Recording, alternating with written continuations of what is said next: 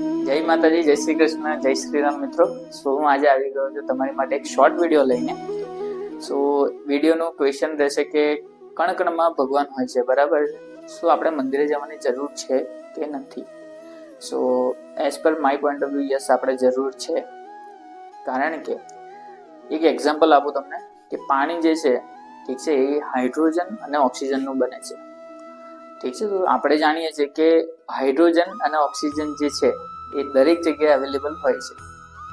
આપણને તરસ લાગે ત્યારે આપણે હાઇડ્રોજન થોડી માત્રામાં નથી લેતા, ના કે ઓક્સિજન થોડી માત્રામાં લઈને આપણે પાણીની તરસ છીપાઈએ છીએ. આપણે તરસ છીપાવવા માટે, એટલે તરસ સંતુષ્ટિ માટે આપણે પાણીનું એક અનુકૂળ રૂપની જરૂર હોય છે. તેવી જ રીતે આપણા ઈશ્વર જે છે સર્વત્ર છે, સર્વવ્યાપી છે, ઠીક છે. એમના આશીર્વાદ માટે આપણે એમના એક અનુકૂળ રૂપની જરૂર હોય છે.